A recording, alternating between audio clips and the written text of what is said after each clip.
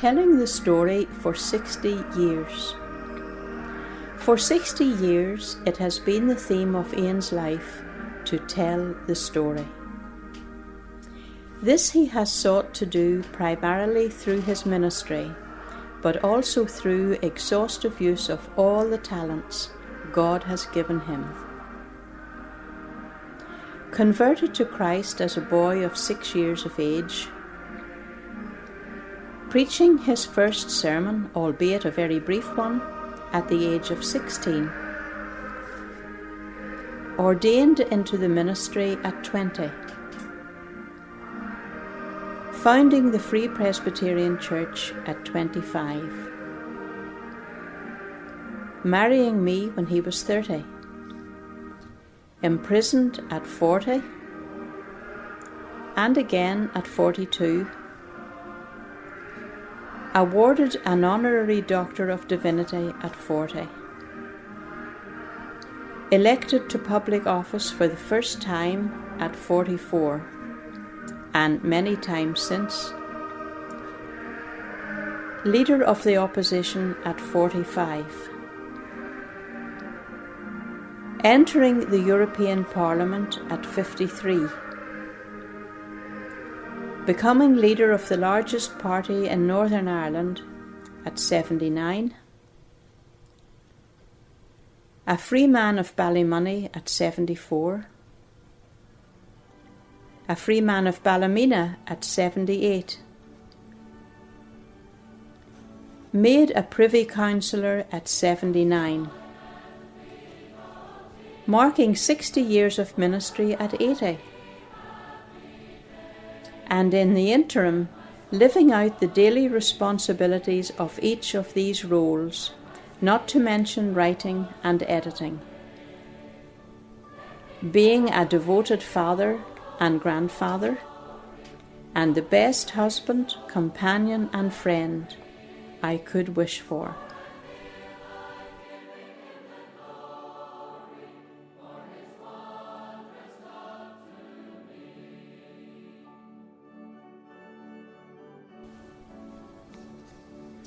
However, there is one date not included in the above, which Ian would point to as being the pivotal date of his life and ministry, and which resulted in the road that his life has taken.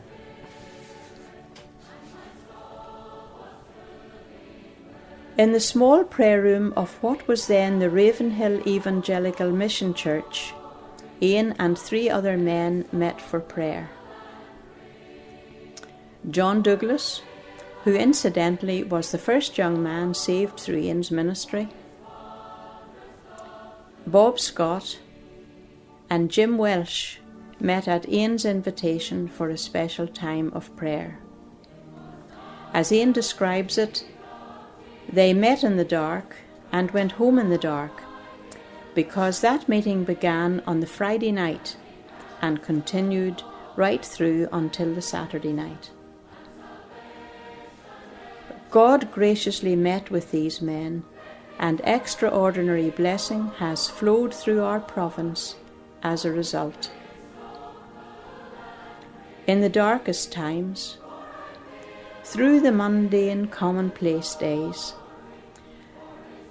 and in the bright summer times which also come, the work wrought through that time of prayer has been the anchor. That is why we can say of these 60 years, to God be the glory.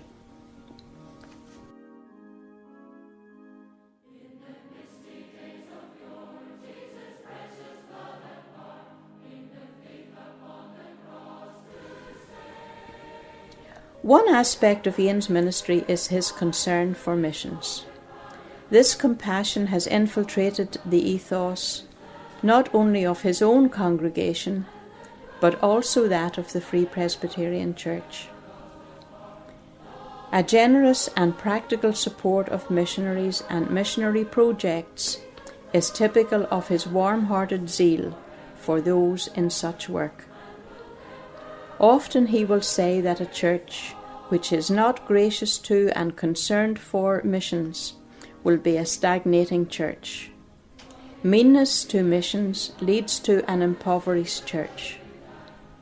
As often as has been possible, he has visited foreign fields to encourage and stand alongside those labourers.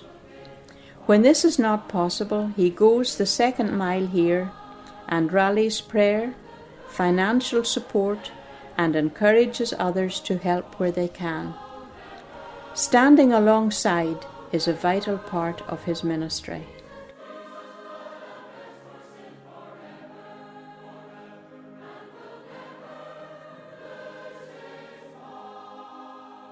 Ian is often asked to sign autographs. Those of you who may possess one will know that he always follows his name with the text Ephesians 6:19 and 20. Ian is a Protestant. He never has to explain this to anyone. He is a Protestant of the Reformed faith.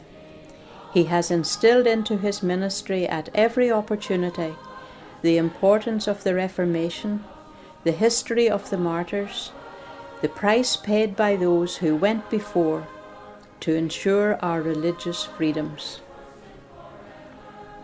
His Oxford Union debate is still referred to even today.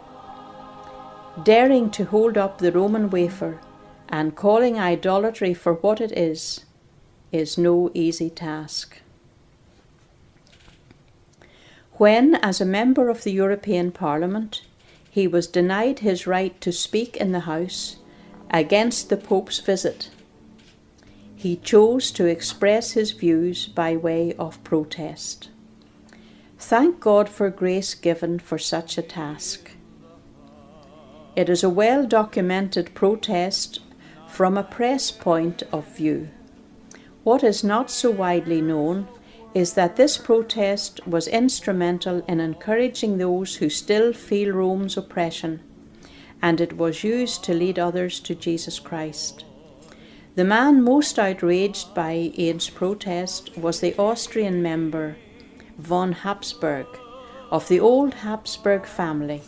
Yes, the very family known throughout history as the Pope's defenders. Some things never change.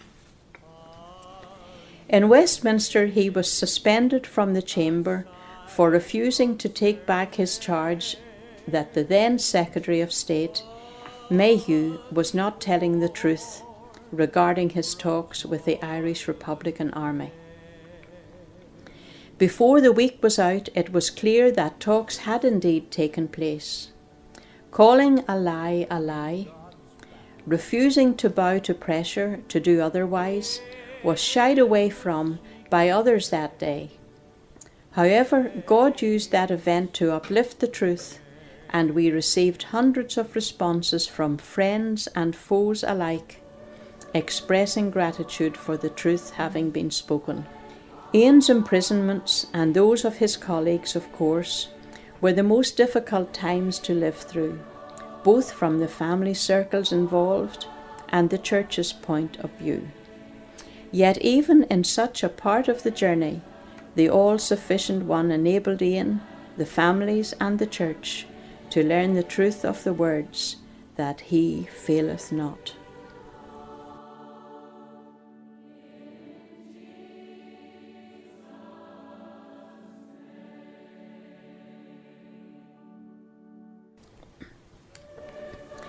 These 60 years have flown in.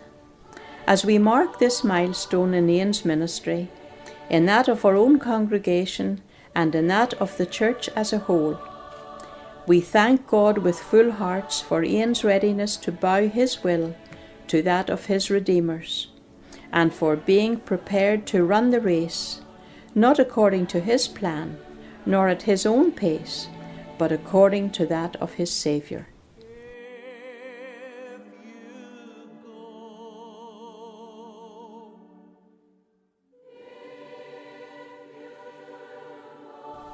The race is still continuing, and the pace must be maintained.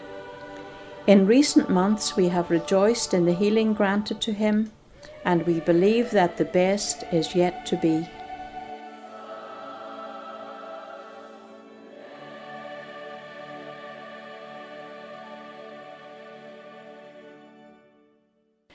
As our church embarks on this new era, there could be no better theme than that of the hymn which is Ian's favourite.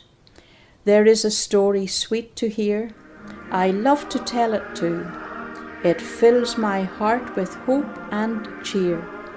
'Tis old, yet ever new.